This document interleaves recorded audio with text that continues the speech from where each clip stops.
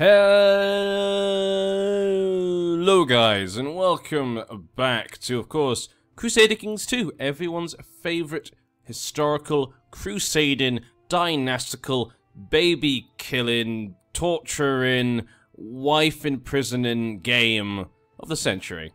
But yes, until Crusader Kings 3 comes out, which, who knows, it may never come out if they just keep developing CK2. But there we go, Sweden has formed back together. Couple of wars into attack them, but nothing too big. Most wars, like we said before, seem to be just border disputes and little wars right now. The Germanic faith is pretty stable. People in the land seem to be pretty happy, but Denmark is released. And so with Denmark released, we have King Claes Heed. Now, he basically controls Denmark and I guess kind of the Black Sea territories. He's got a bit, I guess Sweden has a bit as well. He's got kind of Crimea, a little bit over here, and of course then he has little pieces here and there. So, but mainly Denmark is Denmark, we should say. He does not have many men though, which could be a concern. Sweden have been knocked down a bit, and I can see Novgorod is out and about as well. The Liberator of Novgorod. There we go, Chief Iziaslav, the Russian. The Russians are finding their independence from the Swedish. Those Swedish Norsemen. We now have Russian Norsemen here today. But yes, they've freed themselves into some Russian culture, have found themselves their own nation. We have not seen them with a nation of their own, actually, currently. At least right now, that's the only one that I can see. But overall, it's still the nations we know and love. Hispania have not pushed out Sicily yet. They're still bent the knee to Aquitaine, giving them tribute. And Croatia is no longer bent the knee to Sicily, paying them money. But there is a current war with Germany and Saxony they are currently being part of. But overall, though, Saxony, how many wars are you involved in? It looks like they're involved in quite a few at this point in time. Suzerains, Cleve, yeah, nothing too crazy. Scotland is paying tribute to England. So there we go. England loves making people pay tribute. That's something we've noticed. They don't seem to want to take lands. I mean, they have taken some land. Yeah, kind of the middle bit there is Irish. But Ireland now is the south of Ireland. So Ireland is looking a bit better when it comes to the borders. You got south of Ireland, and the North Island is controlled by England, but not Northern Ireland, but actually the whole of, like, the north half of Ireland, with the Abanids in charge.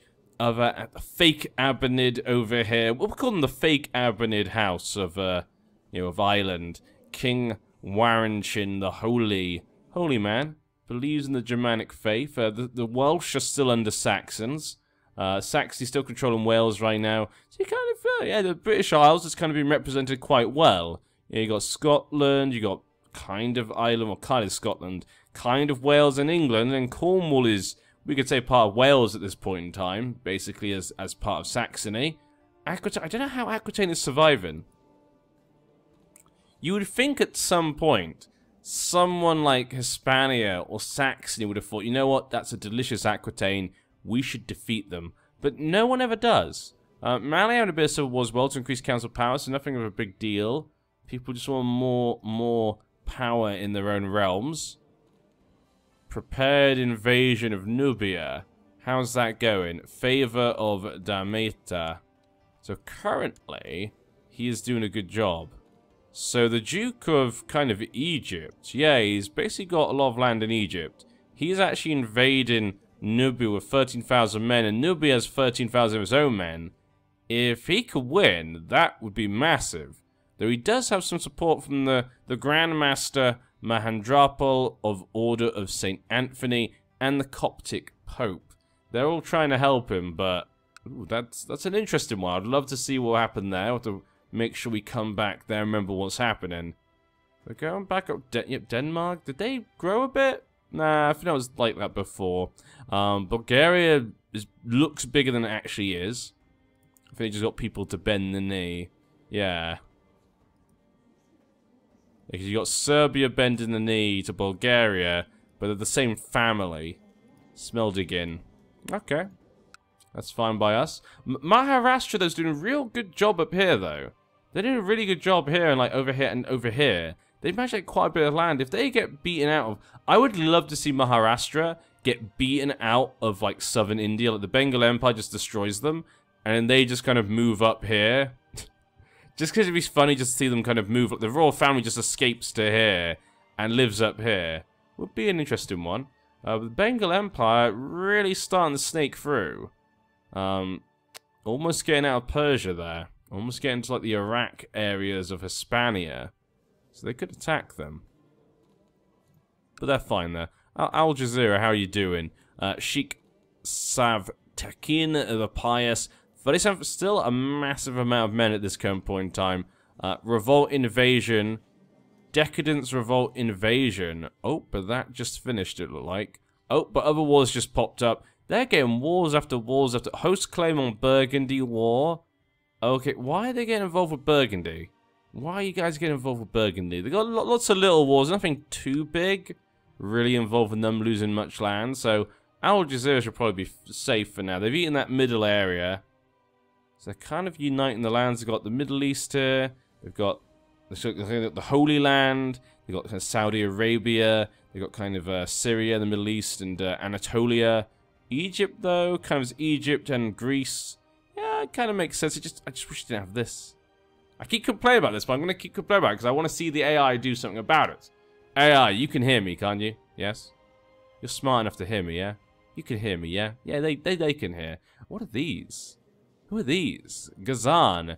Mephosite Mongols. Okay, apparently they've become free. I don't know why they do that. Nagari. As well. Zhangzhung. Bengal Empire still going strong. Even to this day, the Sartak family. Conquerors of the Bengal Empire. Owners of two empires, the Bengal and Rajasthan. Which one's actually Rajasthan de jure? So Rajasthan would be this. It literally would split in half the entire empire. Though I don't know who'd get the lands in Persia. I guess the Bengal Empire might get that because it's the main title. But Rajasthan, that split it basically in half for India. Which would be fun, you know, if we went to EU4 and there was kind of like 3 massive nations here in India, that could definitely be an interesting position to be in. You could definitely imagine that not going well. Alodia, what is going on down here? The Evil. Okay, so he tried to evoke some land from him, but now he's been defeated. He's gone back over. He's only got 18,000 men. So he's regained men. He is losing, though, but it's only 30%, so he has a chance to be able to win. Yep, this guy's... Okay, looks as though Nubia will be able to hold them off for now. So Nubia is safe. No conquerors from Egypt. Poor Egypt. Not even their vassals can expand out of Egypt. Brunswick. The theocracy of Brunswick is still alive and well. Still kicking. Hispanic, are you actually going to do anything to try and fix this before the end? You don't... You have less... You have like... You have like 50... Well, you have more than 50 years, but still.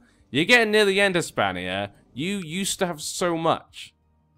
And you're so divided. Like, you got Constantinople, at least. Like, you got some of the most important cities in the world. But you need to... You'd think you'd want to try and fix this. I don't know. You'd think you'd want to do something about it, but... Apparently not. Saxony's still getting pieces here and there. Nothing. The sword of Jarillo, the king of Sweden. And the king of Denmark seems to be facing some problems right now. Dispute, land war, claim on, and county wars. Yeah, Denmark's not looking great. They're being attacked from all sides. We could see their lands being split up to different conquerors. Probably mostly vassals of Sweden, I would suggest. And King Detmar the Whisperer. 27 intrigue. Not good at much else, but when you got 27 intrigue, you don't really need to be good at much else. Scottish claim on Norway, and yep, you have it. Scotland has invaded Norway, though technically that's because the Norway invaded Scotland in the first place, so it's still the Knightland family. It doesn't matter, but Iceland, this is the most important bit here, Iceland has been brought back together. There's still a tributary to England as well. Is Ireland also one? Yes. So England has literally made a tributary of the whole British Isles, apart from Wales and Cornwall. So good for you, Abinets. Look at that. Daifan the Great. I can see why it's called the Great. You know, 37 years old. He is crazy. He has a great pox, and he's a drunkard, but he's great, I guess. He has a son, Prince Goswin. So he had one... Oh, no, he had a second... I thought he was a celibate. How did you have a baby again? There's no... You have a minus 1,000% fertility. I'm pretty sure when I last saw you had that still as well. So I don't even know if these kids are yours. She does have a lover. Wheater of Sussex. So the Count of Sussex, the Rowdy family, could be the father, though he has brawny. Huh. I have a feeling they're not your kids. I have a very strong feeling they're not his kids. Just because it seems, with his celibacy, it seems really unlikely. How does he not know? He's like, I've not had sex with my wife at all. It's a miraculous birth. They are Jesus and another baby. Prince Siegfried, who has a hair lip. And actually was a child of concubine? Wait. There's a second different woman with his baby. Okay, this is it must be a lover. She also... So are you telling me both these people had lovers, and they both got pregnant by the lover when they were the King of England? Okay, I buy it. That's the only thing that makes sense to me currently right now. So that's what we're going with. Well, there you go. God. He's known as the Grey. He should be known as the Cuck, to be honest, you know? How does he not know? He must believe they're an immaculate conception. That's ridiculous. Now, a different... It seems like everyone... Okay, so it seems like for the Germanics, like, they have most of the land. Like, they've invaded many places. And East Africa's kind of one of the last holds there. Nubia. Because, it's, you know, Africa's mostly become Germanic, but not East Africa. So Nubia is kind of like one of the last vestiges that the Germanics want to conquer. So it seems to be different people, yeah, want to invade them. Because now we got another Duke again. Duke Garissimos Vermuli, the drunkard. He's a hedonist, he likes to drink. He's married to a Lambi. He's conquering them as well, apparently. Well, there you go. Bengal Revolt, once again. Look at that. The Taoist Empire sigil looks pretty nice. 57,000. He's 62. And we're waiting for him to die, so this will all fall apart, most likely. But what is this? Samrat, okay, against the tyranny. Now, if they go... Oh, agnatic primogeniture. An agnatic primogeniture. So he has changed the inheritance. So it looks like the Bengal Empire is saved, potentially. Yutsang, though, is no longer under protection. It's still the Ho family. Queen Hocha. Zhang Jun. Her son is the heir. He is actually a Buddhist, and he's of the Zhang Jun family. We have seen the Zhang Jun family a couple of times. Obviously the same name as the culture, which I don't know if that's an actual family name, and maybe the culture is named after the family, which would seem odd. Or if this is just, you know, a randomly generated name for the Zhang Jun culture, and it happens to be that this pops up quite a bit. I'm not completely sure on that. But yeah, Chinese revolt. So the Western Protectorate does have a bit of a... Oh, an independence revolt. Really, Protector General Okar the Mutilator. He's actually Turkish. Huh. His grandfather was the Duke of Kotal. The Raj of Kotal. Okay. So his grandfather actually was from there. But somehow he became the lead of the Protectorate, the Western Protectorate. His father was this, Zhang Jung, Taoist, and his mother was a Zhang Jung Taoist as well. But he's Turkish. Fine, maybe when he moved up here, he became Turkish. How's the Emperor? Stable. No civil war right now in China itself. The new Emperor, though, loves wealth, but does not like the Finno-Magyar culture.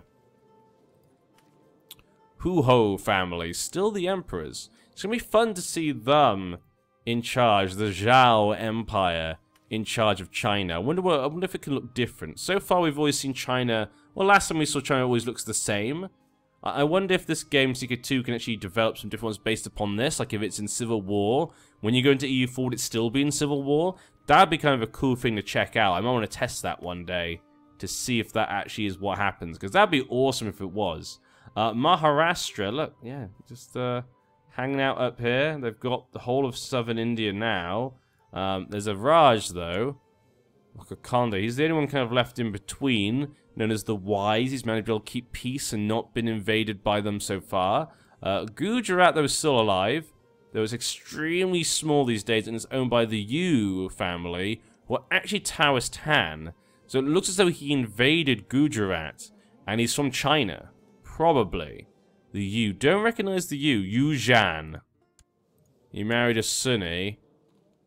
And his heir would be this guy, because he technically has no heir. He has 2 daughters. I guess they can't inherit. Silk Shroud and a dragon amulet come all the way from China. What a good guy.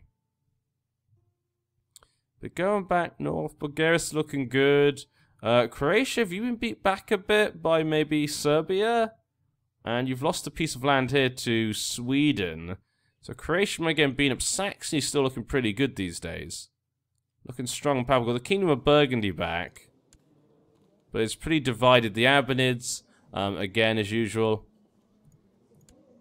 And we got King Fankmar II. Really, this name has come up twice. His father was actually called Fankmar. Okay. His father was murdered by Albrecht Rickfrieden, who was the son of the Duke of Brabant. Ooh, they killed their own... Well, his son killed their own king. That's, Egypt now has their capital up here. Nubia looking like bare borders. They've cleaned this up a bit here. Look at that. Nubia have actually come back. And they're pushing out. They're pushing Egypt to the coast of Egypt. Nubia doing a nice job. Good for them. Abyssinia having nice borders as well. They're both doing a good job. They both managed to survive until... Probably until the end of CK2. And we'll probably see them in EU4 at this rate. I can't see any massive surprises happening at this point. Norway, though, has become free. They're only as the south, while Scotland actually gained the whole north. But Norway keeps Iceland, so I guess that's how they do it. I wonder who would be the first in the New World.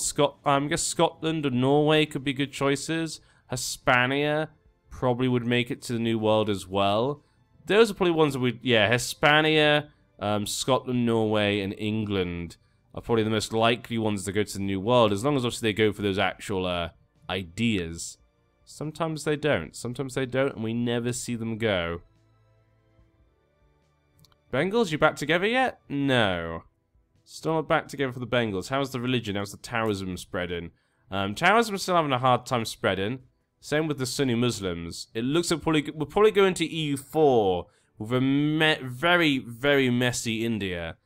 That's how it's going to be, yeah. We're going to have Jains, Sunni, Taoists, Miaphysites. Any Buddhists? No Buddhists, though. So it's going to be an absolute just shit show, I feel like, when it comes to rebellions and stuff. We're going to see lots of religious rebellions, probably people being upset. Yeah, it's very, like, Jain are doing really well up here in the north.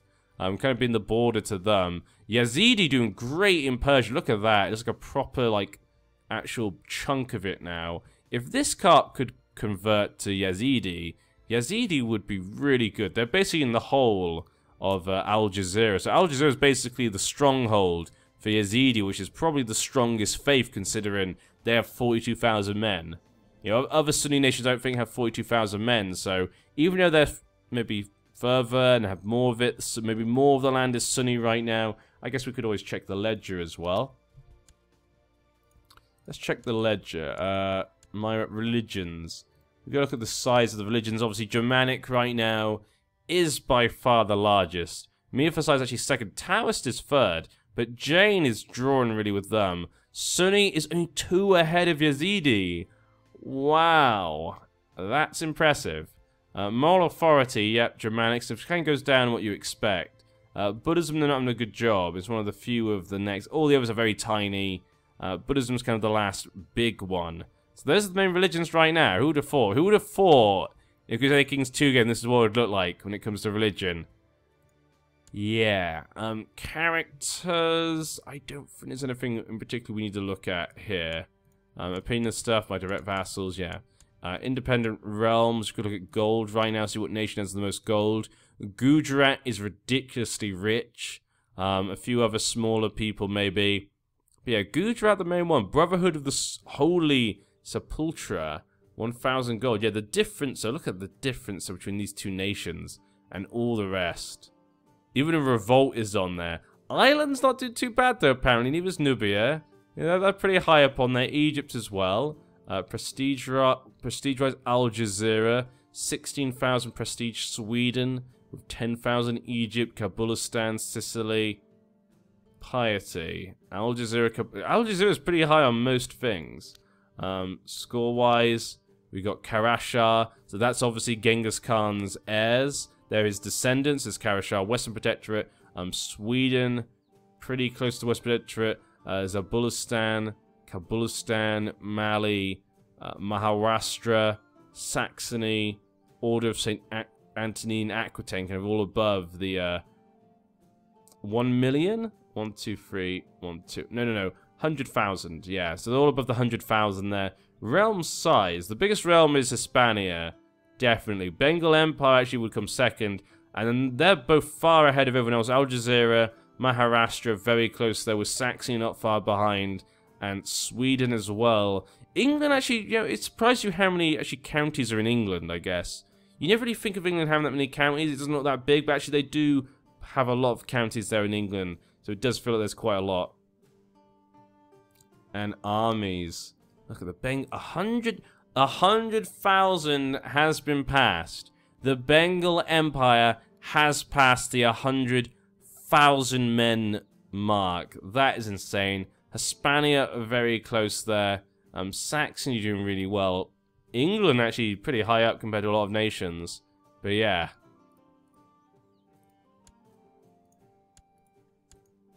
I think that is it, yeah.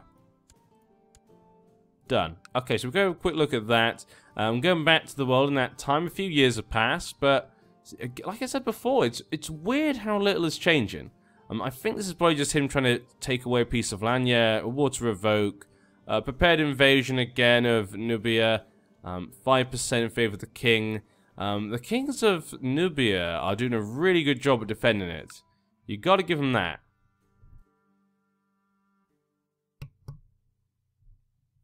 Sweden, a bit of a rebellion, a tiny rebellion, Galvakind, a tributary state right now. He's known as the Holy. Denmark seems okay. Perm, pretty separated at the moment. We got Herat have appeared. So okay, Herat just here right in the middle. Bengal Empire is stretching out. The Bengal Empire has finished their war, but what is this? Okay, so the Emperor died of smallpox, and so he was actually okay. So it passed from him. He was Sunni. So the father was Taoist. His heir was a Sunni, and now his son is actually a Miaphysite. I told you India's going to be a mess up. This could be good though for the Miaphysite faith though.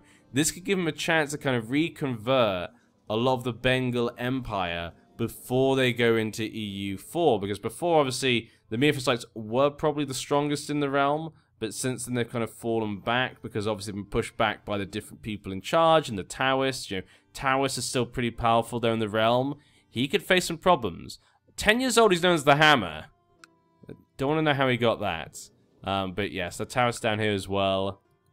Miaphysite's still Sunni. And going back up. These guys should be Buddhists? Yeah, it's kind of one of the last nations of Buddhism, really. Most nations have gone Taoist. Western Protectorate still seems to be okay. Looks like the rebellion was taken down. The Mutilator. I guess he was not good to those rebels. I'm going to take a wild guess. Kabulistan is feeling pretty weak these days, isn't it? Especially with that rebellion going on. It doesn't feel very strong these days. The Kassamid family up there is not looking so hot right now. But the Karaid family in Al Jazeera is not doing too bad. Not doing too bad at all for them. That's gone. Yeah. So the Sajak kind of nation is gone now, which is a shame. Maharashtra has taken that as well. Right, yeah, they should just try and connect down to this way, maybe. But we got a little nation here. Yeah, just trying to retake their lands. It's hard to know when they're trying to retake it, but if a little place pops up, suddenly it probably means they tried to revoke some title from them. Ireland is back to governing themselves, no longer paying tribute to the English. Damn those English. Well, I say English, I say Saxons. It's hard to let, you know, old feelings go, you know? 'Cause to me, this is England. Then again, he's Dutch. Dutch, Saxons, the Goswin, the cleansing flame. So the king did die, and his children, who we don't think are his children, we got King Goswin, the cleansing flame. He's starting to be a homosexual. He married a store, though. That's a good family to get married into. Prince Ludolf Abonid. Okay, well, we'll move down. Hispania, basically has Iberia. Italy still. Egypt are in parts of Bavaria right now. So Bavaria's in a real horrible position. They might not survive until EU4. That could be one of the views. Same with Bohemia. Bohemia lost all their lands up here. They've only got the lands down here right now. And they've been made into a tributary state, potentially. I'm not sure they're going to live that far into the future, potentially. If they do survive, it's going to be crazy. I mean, if these small nations do die, and we're left with these just big nations in EU4, that's going to be weird. It's going to be left with just mostly big nations. But obviously going into EU4, though, some of the places could become vassal states or become independent, depending on how much authority, obviously, the kings or emperors have at this point in time in CK2. That can have a big effect. Now, Aquitaine does still control the islands around here, and of course Aquitaine itself. King Reginburn the Cruel, but he's also an idiot.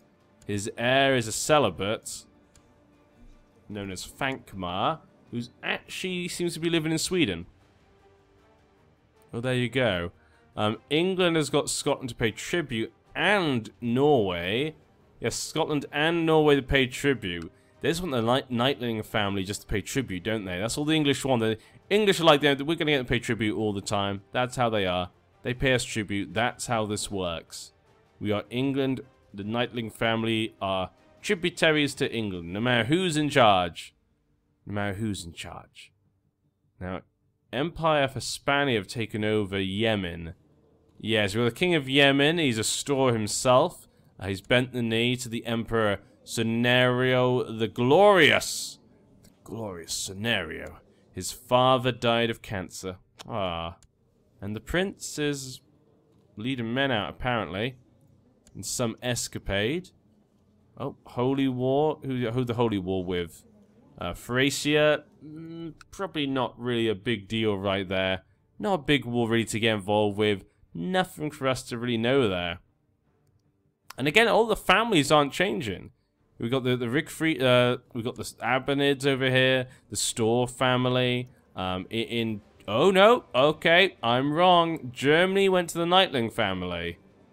So the Knightlings now have Norway, Scotland, and Germany. How did you get this, Knightling family? You see, it was the Federation family, but then it was claimed as a conqueror by the Smeldingen family. But he had a marriage to a knightling that was matrilineal, and so they inherited. Well, there we go. And he's now married one of the Croatian princesses. Well, there you go. And her father's got cancer. So, okay, the dynasty has changed a bit there, but overall, the dynasties are staying quite stable, apart from, obviously, the Kong family. They were the last great family to die, apart from the Federations, but the last great family to disappear on the face of this world. Maharashtra, did you just expand down this way? I'm pretty sure they did. So it was Al Jazeera losing control over their Persian lands to Maharashtra and the Bengal Empire. Are the Indians becoming too strong and influential? There's still Miaphysite faith, and people are changing. People are changing to go with the hammer. He's 16 years old. He's a young man. He could lead for many years to come. Yep, he's bringing the Miaphysite Renaissance. It's a renaissance of Miaphysite ideas. They will come back. They will come back. People will reconvert to the old ways, the old gods. Revolt risks? It's hard really to get much from that. You can't really tell from that. There's anything else we need to check. government. Monastic feudal is back. I'm pretty sure it wasn't that before. Zhang is still there, but yes. Okay, they brought back the old, yeah, the old Tibetan government type. Very good. What is that? It's a theocracy. A little theocracy down here. Okay, a little Germanic theocracy here in kind of Greece area. Obviously, we've got Brunswick, which is much smaller than it used to be, but there we go. And that's it. And that's it. We got the Republic. Grand Mayor of Tlemcen. Yeah, we saw that before. They're the only ones with actual, like, stuff. What are you? Lord Mayor. Okay, so there is actually a few republics maybe here and there. We got Falki, the Strange of Maine. The Grand Mayor of Tlemcen, he actually controls that as well. Any other kind of odd bits maybe underneath as a... What are you? Oh, Icta. Okay, so a lot of those are probably kind of Icta and stuff. Yeah, nothing kind of crazy going on there right now. Okay. Yeah, Tlemcen's kind of the only Republic place right now. They're the only ones giving that sort of idea a go. No one else wants that. Everyone else wants the king. King and queen is just how it always was. And England have got most of the land back up here in southern Scotland, I guess we could say. Scotland just controls these two pieces here. Dispute over Dublin. And Scotland, any wars right now? A claim on Scotland. So Norway and England are attacking Scotland. So Scotland currently has 6,000 men. 7,000 men. But I'm sure England probably has more men. 28,000 men. It's a little bit more. It's a little bit more right now for England. Norway, though, is not looking so good. Yeah, Norwegian claim on Scotland, but they're losing 66%. Wow. And Sweden wants... The Jomsvikings are just telling the Valkyr what to do all the time. League and... Oh... We might see everything fall apart here in Sweden. Yep, and Teutonic Order is part of that. We could see Sweden fall apart at this point in time. We need to go check this out, don't we? So let's go have a quick look. He's got 8,000 men left. He's minus 29%. And there's a big battle going on over here right now. Bulgaria versus the revolters. 6,000 men down here. 900 over there. Minus 21% still. If he loses this, Teutonic... I keep saying... Why do I keep... It's because of the colour. I'm so used to seeing this colour with, like, Teutonic Order. I'm not used to seeing the Jomsvikings around. But this would be a big Jomsvikings. We'll basically be saying that the Jomsvikings are protecting the East. Even though it goes a lot further east, the Germanic faith. But they're there to, you know, hold off it. The ancient holy lands of Finland, and the king has been locked up, and there is independence for all. Well, there we go. Sweden just lost a lot. They lost Denmark before. They got bits here and there, but actually look at it. It's so small now, and actually look at that. It's hard. 4,000 men. I guess they just lost the war, so we can't really say that. The Jomsvikings are 13,000 men. Just completely going down the side here. And the north. They kind of, we say, like, can go this way. They defend the realms of the Germanics. Go, Jomsvikings. But they're not the only one. A few smaller places, like Pskov is up here. Bajamia. Bajamia, yeah, of Hordaland. They've got this area up here. We've got Karelia. It's just lots of little places known as Hammer. It's lots of little places, really. Nothing too crazy. But it does just diminish the power of Sweden and just kind of makes northeastern Europe, kind of the Russian area, much more chaotic. This is a mess right now. Apart from the Jomsvikings. And we could see independent Jomsvikings going to EU4. There is not long left. And we could see an independent Jomsvikings go to EU4. I hope we do. That is something I definitely want to see, and I hope you guys do too. Yeah. Well, there we go. Things are looking pretty good these days when it comes to, you know, that. I guess it depends what you like. It depends. Sweden, it was a pretty nice nation, actually, overall, Sweden. It's kind of sad to see it go. It basically went the same way as Hispania. It really did, yeah. Saxony. Ugh. You know what, England? You're my new favourite. You got nice little borders here. It's not too bad. I mean, okay, fine. Okay, England, stop it. Stop trying to make me hate you. Overall, it's not bad. You hardly notice the bad stuff, so I like it. Andalusia's been pushed back even more to just being now here. We got a bit from Aquitaine, a bit from Sweden. Okay, a little bit more just popped out. But Hispania could still reunite Iberia before the end. And Nubia, what are you up to? Oh, what, he died. Okay. What is going on here? Swedish conquest and another conquest. Nothing too crazy, really. Abyssinia. I'm keeping an eye on those two. I want to see how those two get along right now. Those two could be a surprise, and they're kind of the stronghold for the Miaphysite religion. Bengal just looks glorious. That's a nice Bengal empire. I like to see India leave India. It's always nice to see something like that happen. Algeria has been kind of pushed just up to here now, apart from the rest of its land. I'd like to see it get pushed out completely, so then Algiers just this. That wouldn't be too bad. Bulgaria keeps getting people to be tributaries.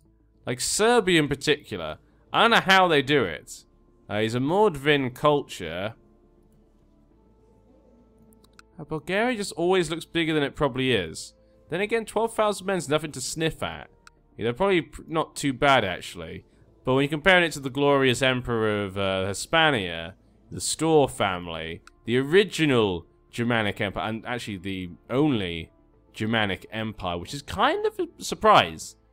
It's the only Germanic empire. In fact, the only empire tier titles are Bengal Empire, Western Protectorate we don't really count, and Hispania. It's Hispania and Bengal Empire. I thought we had more empires before, but they've all disappeared. Yeah, just the old empire of Hispania, which is definitely saw better days. You know, they grew, but then it collapsed, just like the Roman Empire did, but much, much, much quicker.